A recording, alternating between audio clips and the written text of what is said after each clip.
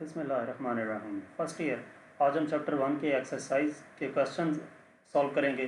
तो सबसे पहले हमारे पास क्वेश्चन है, define the number pi and show that 2 pi radian equal to 360 degree.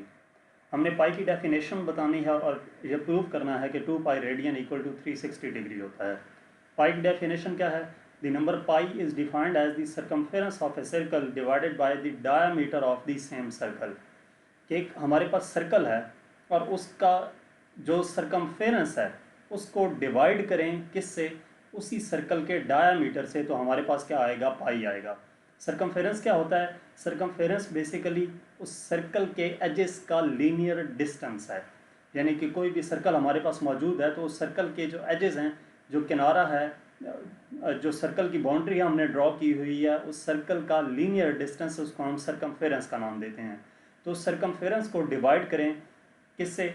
Diameter से, उसी सर्कल के डायामीटर से। तो हमारे पास क्या आएगा? पाई आएगा। अब हम ये प्रूव करते हैं कि 2 पाई रेडियन इक्वल होता है 360 डिग्री के। The angle subtended by the circumference at the centre of a circle in one complete revolution is 360 degree.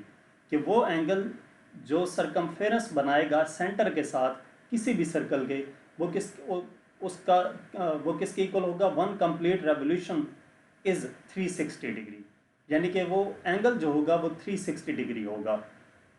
Circumference जो सर्कल सेंटर के साथ बनाएगा अपना एक कंप्लीट रेवोल्यूशन में, एक कंप्लीट चक्कर में, वो किसके इक्वल होगा? 360 डिग्री के इक्वल होगा।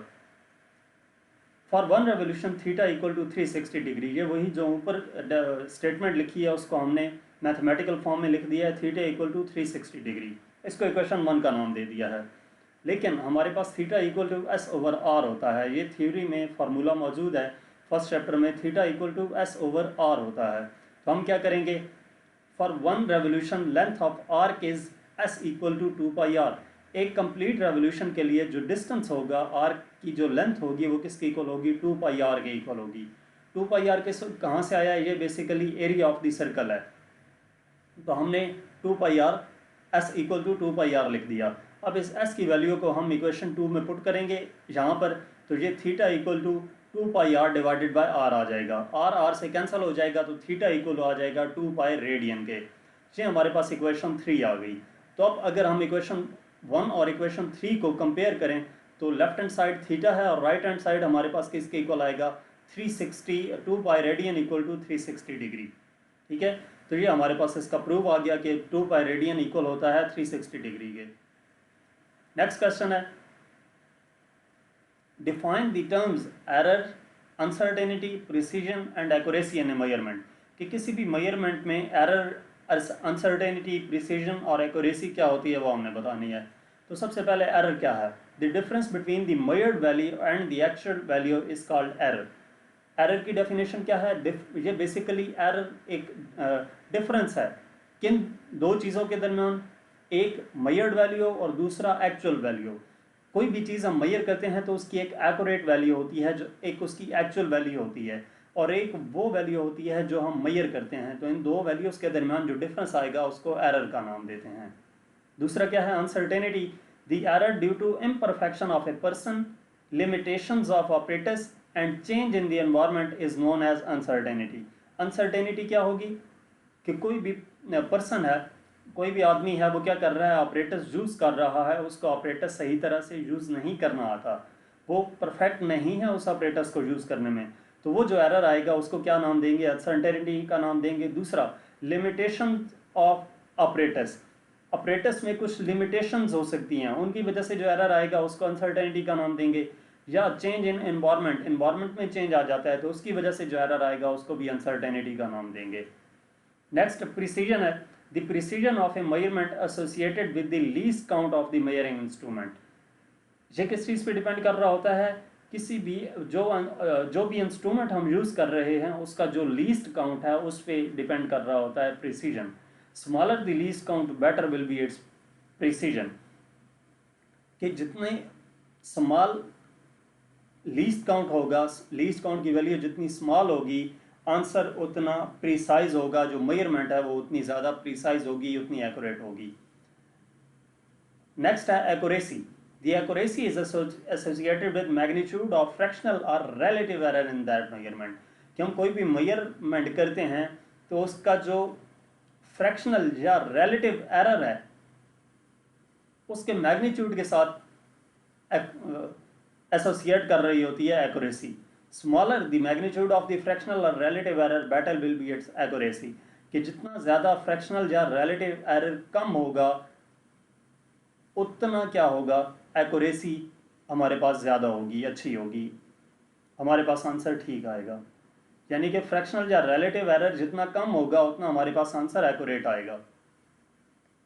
थर्ड क्वेश्चन है इस एक्सरसाइज का, explain several repetitive phenomena occurring naturally which serve as reasonable time standard. हमने कुछ फेनोमेना बताने हैं जो नेचर में ऑकर हो रहे होते हैं और हम उनको as a time standard use कर सकते हैं. फर्स्ट क्या है, every time of natural phenomena which is repetitive after same intervals of time acts as reasonable time standards. कि किसी भी नेचुरल फिनोमेना की वो टाइप जो रिपीट हो रही है कुछ देर के बाद, कुछ टाइम के बाद, उसको हम क्या नाम देते हैं, टाइम स्टैंडर्ड का नाम देते हैं. फर्स्ट हमारे पास है rotation of earth around the sun. Earth rotate कर रहा है सन के अक्रॉस, ये हमारे पास इसको हम यूज़ कर सकते हैं रीजनेबल टाइम स्टैंडर्ड के तौर पर. Change of shadows of object, objects के शेडोज चेंज होते हैं, इसको भी हम टाइम स्टैंडर्ड के तौर पर यूज़ कर सकते हैं. पोजीशन ऑफ सन और पोजीशन ऑफ स्टार्स, इसको भी हम टाइम स्टैंडर्ड के तौर पर यूज़ कर सकते हैं. Rising of sun, rising of moon, setting of sun, setting of moon.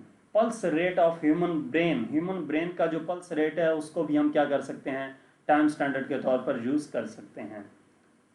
Fourth question है, why do find it useful to have 2 units of the amount of substance, the kilogram and the mole. कि हमारे पास जो amount of substance है उसके 2 units हैं, 1 kilogram है और 1 मोल है. 2 क्यों यूज़ किए जाते हैं, हालांकि बाकी क्वांटिटीज़ हैं उनका 1 है. कुछ क्वांटिटीज़ ऐसी होती हैं जिनके 2 यूनिट्स हैं, जैसे कि हमारे पास जहाँ पर क्वेश्चन है कि जो अमाउंट ऑफ सब्सटेंस है उसके 2 यूनिट्स हैं, किलोग्राम और मोल. तो इसकी रीज़न क्या है, बेसिकली ये दोनों यूनिट्स डिफरेंट सिचुएशंस पे अप्लाई होते हैं. It is very useful to have 2 units of the for the amount of substance that is KG and मोल.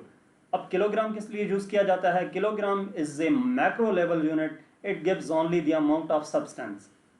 जो किलोग्राम है वो बेसिकली क्या है, मैक्रो लेवल यूनिट है. ऐसी चीज़ें जो हमें आम आँख से नज़र आती हैं उनको हम जब मैयर करते हैं तो किस यूनिट में मैयर करते हैं, किलोग्राम में. और ये क्या देता है, अमाउंट ऑफ सब्सटेंस हमें देता है. और जो मोल है वो माइक्रो लेवल यूनिट है, ऐसी चीज़ें जो हमें आम आँख से नज़र नहीं आती. 1 mole of substance contains the same number of molecules, ions, number of atoms etcetera. तो आपने देखा यहाँ पे वो एग्जाम्पल में molecule, ions, number of atoms की बात कर रहा है, ये हमें आम आँख से नज़र नहीं आते. तो ये माइक्रो लेवल पे जो यूनिट यूज़ किया जाता है उसको मोल कहते हैं.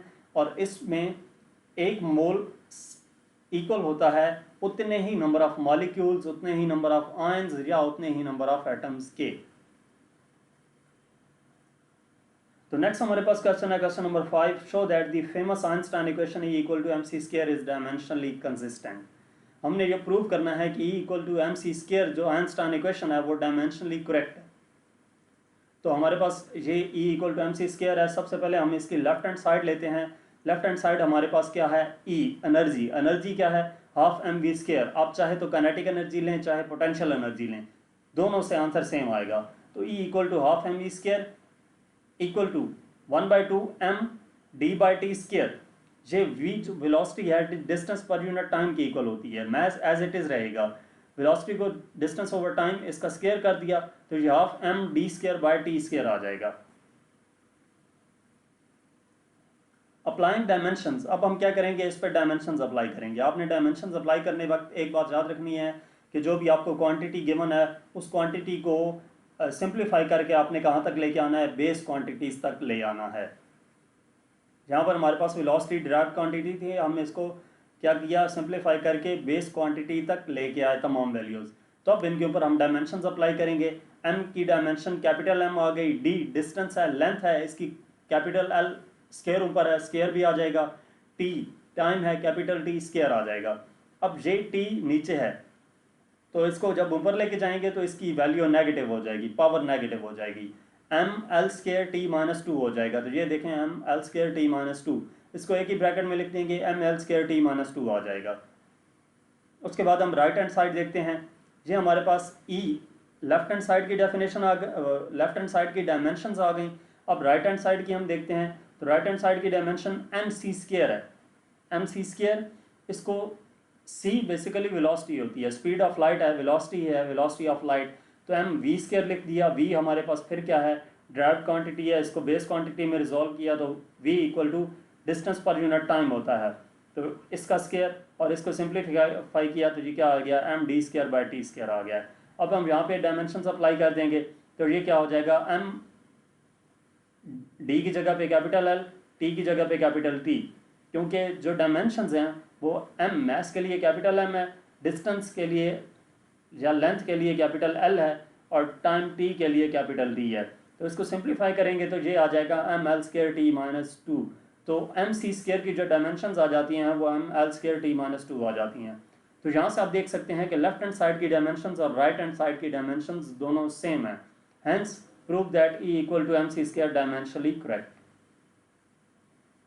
तो यहाँ तक इसका प्रूव है। नेक्स्ट हम क्वेश्चन नंबर 6 देखते हैं, deduce the dimensions of gravitational constant ji. Gravitational constant जी की जो डायमेंशंस हैं वो हमने कैलकुलेट करनी है, फाइंड करनी है। The gravitational force is given by, जो ग्रेविटेशनल फोर्स का फार्मूला है वो F equal to G M one M two by R square है। तो हम यहाँ से जी एक तरफ कर लेंगे और बाकी सारी वैल्यूज दूसरी साइड पे कर लेंगे, तो जी इक्वल आ जाएगा, ये आर स्केयर उधर जाकर मल्टीप्लाई होगा और M one M two divide होंगे, तो G equal to F R square divided by M one M two आ जाएगा। डायमेंशंस अप्लाई करेंगे। मैंने आपको पिछले क्वेश्चन में बताया है कि आपने क्या करना है, इन क्वांटिटीज़ को रिजॉल्व कर लेना है, कहाँ तक, बेस क्वांटिटीज़ तक। तो फोर्स हमारे पास क्या है, ड्राइव क्वांटिटी है, इसको बेस क्वांटिटी में रिजॉल्व करेंगे तो उसके अंदर जो डायमेंशंस पुट करेंगे मैंने डायरेक्ट पुट कर दी हैं, क्योंकि अगर हम उस तरह करें तो वो काफ़ी लेंथी हो जाएगा।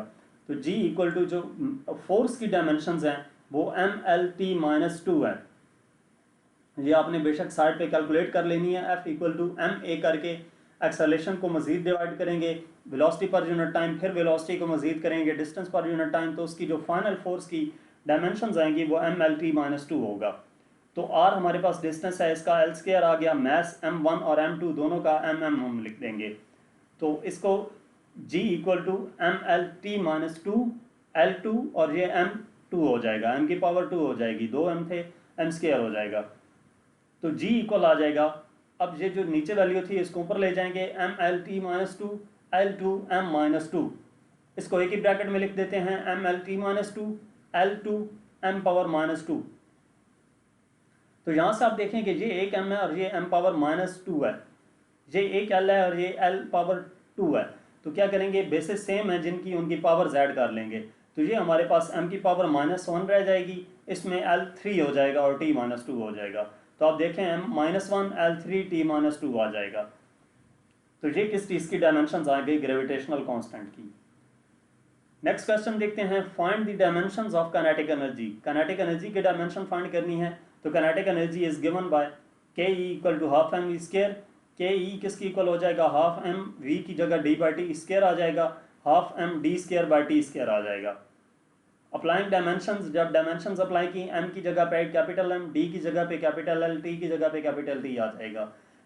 ये 1/2 इसकी डायमेंशंस हमने पुट नहीं की, ये जो पीछे हमने आइंस्टाइन इक्वेशन प्रूव की वहाँ पे भी काइनेटिक एनर्जी में हमने हाफ जो 1/2 था उसकी डायमेंशन पुट नहीं की। इसकी रीज़न क्या है कि ये जो कांस्टेंट होता है इसकी कोई डायमेंशन नहीं होती, कांस्टेंट की कोई जो कांस्टेंट वैल्यू होती है उसकी कोई डायमेंशन नहीं होती, तो इस वजह से यहाँ पर कोई डायमेंशन 1/2 की जगह पे पुट नहीं की गई।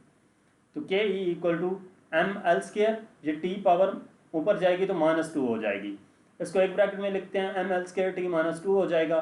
तो ये क्या आ जाती है, काइनेटिक एनर्जी की डायमेंशंस आ जाती हैं। क्वेश्चन नंबर 8 है, give the drawbacks to use the period of a time pendulum as a time standard, कि हम जो टाइम पीरियड है पेंडुलम का उसको टाइम स्टैंडर्ड के तौर पर यूज़ क्यों नहीं कर सकते। The drawbacks to use the time period of a pendulum as time standard are, जो ड्रॉबैक्स हैं किसके लिए, कि हम टाइम पीरियड को पेंडुलम का जो टाइम पीरियड है उसको टाइम स्टैंडर्ड के तौर पर क्यों नहीं यूज़ करते, वो हम देखते हैं। First, air friction can change the time period badly. जो एयर फ्रिक्शन है, जब पेंडुलम मूव करेगा तो क्या होगा कि एयर फ्रिक्शन है, एयर फ्रिक्शन उस पर इफेक्ट करेगी, उसकी वजह से जो उसका टाइम पीरियड है वो इफेक्ट होगा। दूसरी रीज़न क्या है, due to increase in temperature length of pendulum increases and hence time period increases. जब टेम्परेचर इंक्रीज होता है तो क्या होगा, जो पेंडुलम की लेंथ है वो इंक्रीज कर जाएगी, पेंडुलम की लेंथ इंक्रीज करेगी तो टाइम पीरियड भी इंक्रीज कर जाएगा, क्योंकि टाइम पीरियड लेंथ पे डिपेंड कर रहा होता है।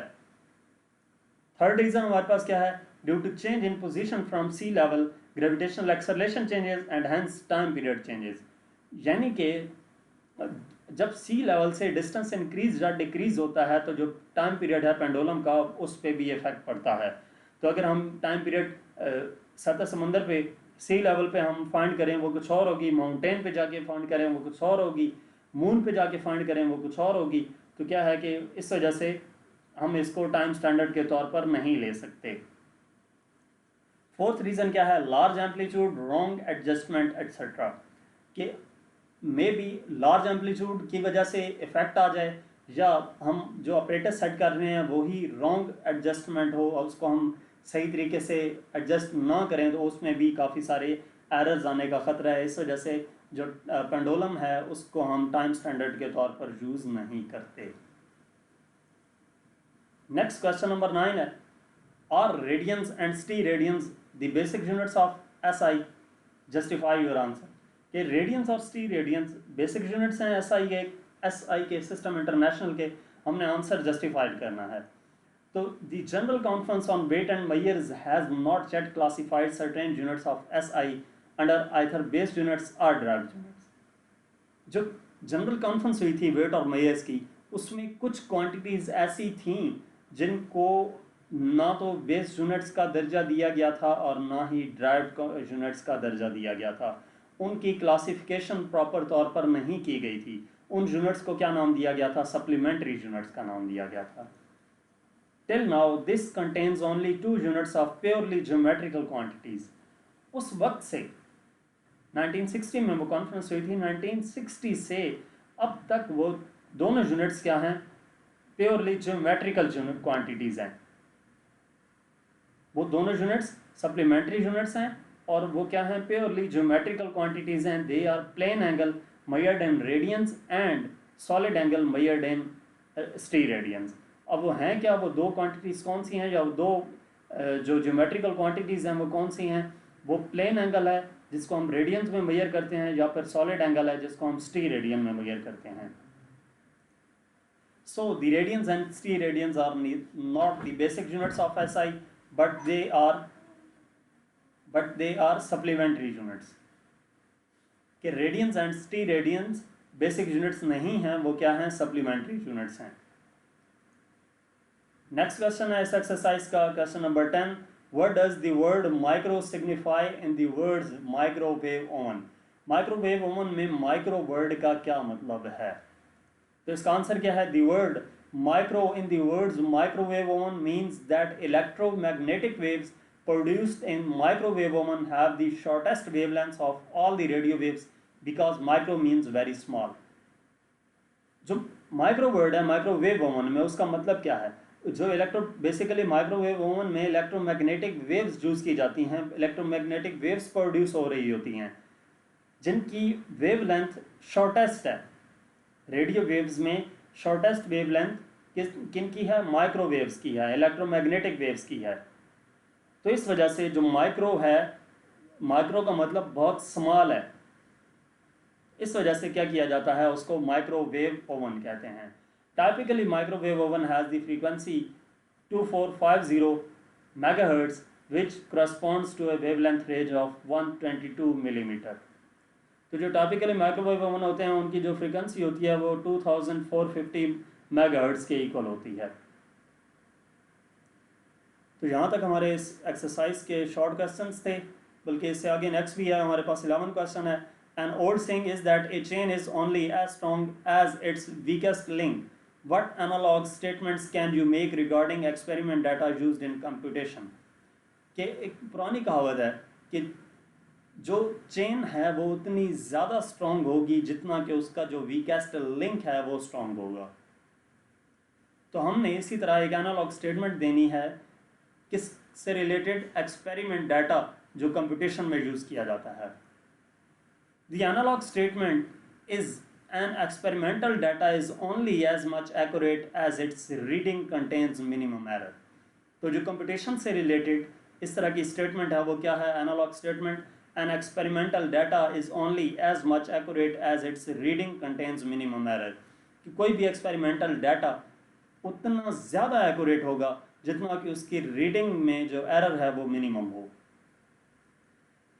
नेक्स्ट क्वेश्चन है question number 12, differentiate between the large year and year. Large year और ईयर में क्या डिफरेंस है वो हमने बताना है। ये एक्सरसाइज का लास्ट क्वेश्चन है। तो ईयर क्या है? The duration of time in which earth completes one revolution around the sun. Time का वो ड्यूरेशन जितने टाइम में अर्थ क्या करती है? कंप्लीट करती है एक रेवोल्यूशन सन के अक्रॉस, उसको हम क्या नाम देते हैं? ईयर का नाम देते हैं। और लाइट ईयर क्या है? Light year is the distance covered by light in one year. Light year distance है जो लाइट कवर करती है एक साल में। Year is the unit of time. Year क्या है? यूनिट है टाइम का। और लाइट ईयर क्या है? Unit of distance. ये डिस्टेंस का यूनिट है। ईयर की डेफिनेशन क्या होगी? या ईयर कितने सेकंड्स की इक्वल होता है? The duration of time in one year is one year equal to, एक साल में 365 दिन होते हैं, एक दिन में 24 घंटे होते हैं, एक घंटे में 60 मिनट हैं और एक मिनट में 60 सेकंड हैं। तो ये तमाम वैल्यूज़ को हम मल्टीप्लाई करेंगे तो 31536,000 सेकंड आता है। यानी कि एक ईयर 31536,000 सेकंड के इक्वल होगा। और इसी तरह जो लाइट ईयर है, distance covered in one light year is, one light year, एक जो लाइट है वो एक साल में जितना डिस्टेंस कवर करती है वो हम देखते हैं S equal to V T 3 × 10⁸। और टाइम कितना है? मैंने कहा है एक साल में जितना वो कवर करती है। तो एक साल में जितने सेकंड होते हैं वो हमने वैल्यू पुट कर देनी है यहाँ पे 31536,000। तो आंसर आ जाता है 9.46 × 10⁻15 मीटर। ये हमने simple formula S equal to V T distance find करने के लिए डिस्टेंस फाइंड करने के लिए जो यूज़ करते हैं उसमें वैल्यूज पुट की हैं। और जो हमारे पास डिस्टेंस आ गया है वन लाइट ईयर का वो 9.46 × 10⁻15 मीटर है। तो यहाँ तक हमारे आज के एक्सरसाइज के शॉर्ट क्वेश्चंस थे। मज़ीद लेक्चर्स के लिए आप मेरा यूट्यूब चैनल देख सकते हैं। Thank you.